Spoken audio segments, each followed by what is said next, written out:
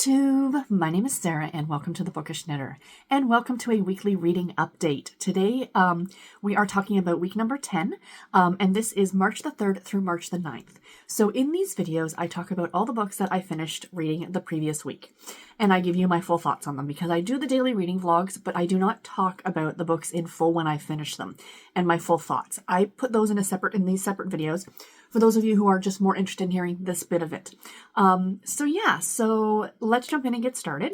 First of all, just to let you guys know, in the description box below, I have a list of the spice ratings.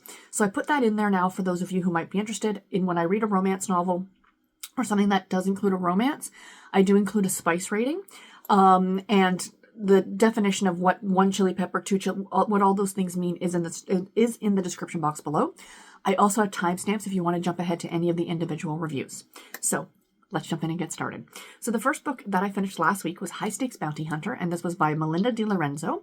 This I read as an ebook from the Toronto Public Library. This was Harlequin Romantic Suspense novel number 2122, and it was from January of 2021. I gave this book 4.5 stars, and I gave it 1 chili pepper for spice rating. This book was so good. And I'm disappointed because it took me a long time to read. And I should have, it's one of those ones that if I'd just been reading this one, I probably would have flown through it. But as you guys are well aware, if you watch my channel for any length of time, I always have a gazillion books on the go. So this one kind of got lost in the shuffle. But every time I picked it up, I was like completely engrossed in it. So this is the story of Elle and Noah. And one day, Elle is taking her daughter to the playground and then she gets kidnapped, the daughter. And just so happens at the same time, she runs into Noah. She has no idea who he is, but he is a bounty hunter. And the story kind of goes from there. There's a lot that you don't find out until later in the book. As the reader, you're not being given a lot of information as you're finding out with some of the characters exactly what is happening and what is going on. And when the reveals happen, you're like, okay, I was not, at least for me, I didn't expect it. It was kind of a twist, if you will, at the end. I was like, oh, I didn't see that coming kind of an idea.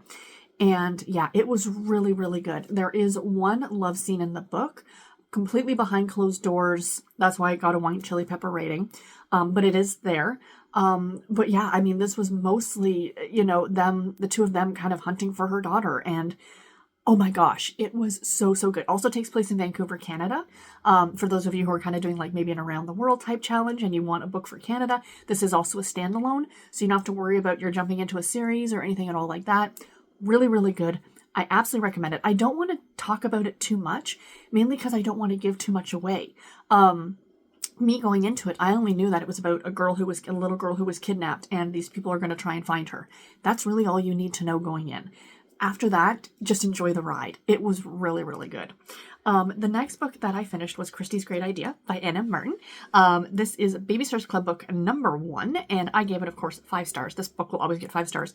I have reread this book numerous times, especially even over the last 18 months that I've been dealing with my illness and all those things, and this is just a big comfort read for me. But this is the first time in quite some time that I've read it as a physical edition. All the other times that I read it as a Kindle edition. And I found out from one of you lovely viewers that the Kindle editions were rewritten, like they rewrote these books or changed them a bit, if you will, in the 90s and reissued them with new covers. And I know that what the new covers look like. They kind of had this like thing on the side and then the babysitter's pictures were along the side. Didn't care for those personally. I think it was the first 100 books somebody said that they did that too. And some things in here were changed. And I was really disappointed. And when I reread this one, I was like, oh my gosh, this is the original text. This is what I've missed. And it's only a few things, but it's subtle. And, as a longtime reader, it's something that you would have definitely picked up, or at least I definitely picked up on. So for example, in this book, there's, at the very beginning when they're talking to Stacy about Stacy joining the Babysitter's Club, she talks about earning money and she's like, my parents buy my clothes, but I need to buy extra things like my tapes or my makeup or whatever. And, when they rewrote the books in the 90s, they changed it to CDs from tapes, because this was written in the 80s.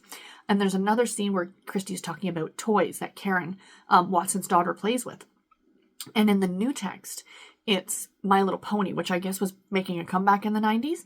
But in this original book, it's Rainbow Bright that they talk about. And it's subtle. And I know in a later book, when I get into Dawn and the Impossible 3, which I'll be reading this month as well, it's book number 5, In that book, one of the little charges, one of the kids that the girls are babysitting for goes missing. And Dawn is calling all the parents on their cell phones. That never happened in these books. So I'm really looking forward to reading the original text.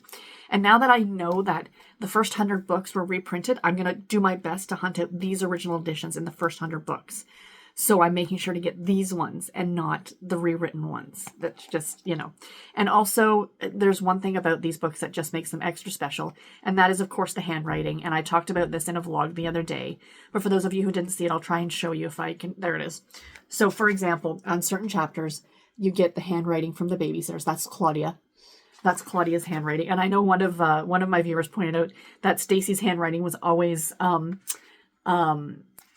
noticeable, and that's Stacy's. She dots all of her eyes with little circles. Or was it hearts? Oh no, it is hearts. She dots her eyes with little hearts. And years and years ago, in the 90s, I think it was, there was a computer program that I had, a computer game, and it was a Babysitter's Club computer game.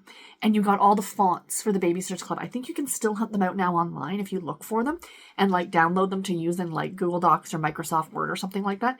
How nostalgically fun is that? So yeah, so I enjoyed this one, 5 stars, and I especially extra enjoyed reading the original. I think this is a reprint of the original. This is not the original book that came out in 86.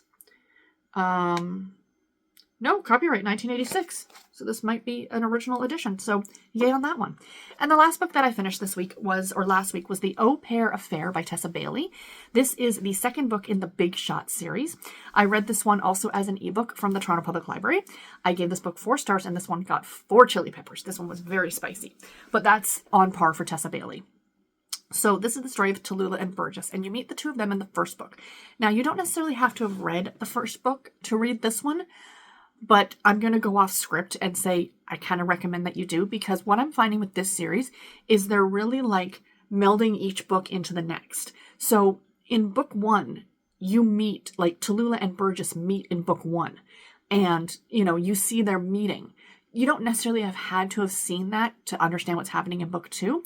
And then also you meet the characters who are going to be in book 3 in this book. So anyway, they do kind of all meld in together, and I do appreciate the way it goes. And again, like I said, I'm going to be off script and say maybe you should read them in order. So yeah, this one was good. I liked it a lot. It is a hockey romance for those of you who are hockey romance lovers. So basically in this one, Tallulah is a grad student, and she's looking to get her, finish her PhD or something like that. And she's at Boston University, but she needs a place to stay. And in the first book, we find out that she kind of gets hired by Burgess to be his au pair for his young daughter, his 11-year-old daughter named Larissa. And so she agrees to do that. So, of course, there's a relationship between the two of them. Gets very hot and spicy. The way it is also an age gap romance. He's 11 years older than her. His hockey career is almost towards the end because he's in his mid-30s at this point, which I guess, I'm not a hockey person, I don't watch hockey, is kind of nearing retirement age, whereas she's only in her early 20s. And mid-20s. So she's still she's not ready to settle down. She's not ready to blah, blah, blah. And so there's kind of that strife as well. He's very possessive of her. He wants to take care of her. She had something very bad happen to her years and years earlier. And that's revealed throughout the reading of the book. I did enjoy it. I listened to this partly on audio, partly as I read it as an ebook. I think it was narrated again by Callie Dalton, who narrated the first book as well. You do see Josephine and Wells from book 1 come into this one. And like I said, the characters from book 3, Sig and Chloe, make an appearance. And I adore Chloe, and I'm still looking forward to book number 3. I've got it on hold at the library for when it comes in. I can't wait. But again, these books get really spicy. Now, the thing about this is what I found reading this book, is that the love scenes are like lust. I sometimes don't get the feeling that these characters are actually romantically in love. I think it's more of a physical kind of a thing. And that's how that's what it is, seems to me reading these books. I don't know. That's just me personally.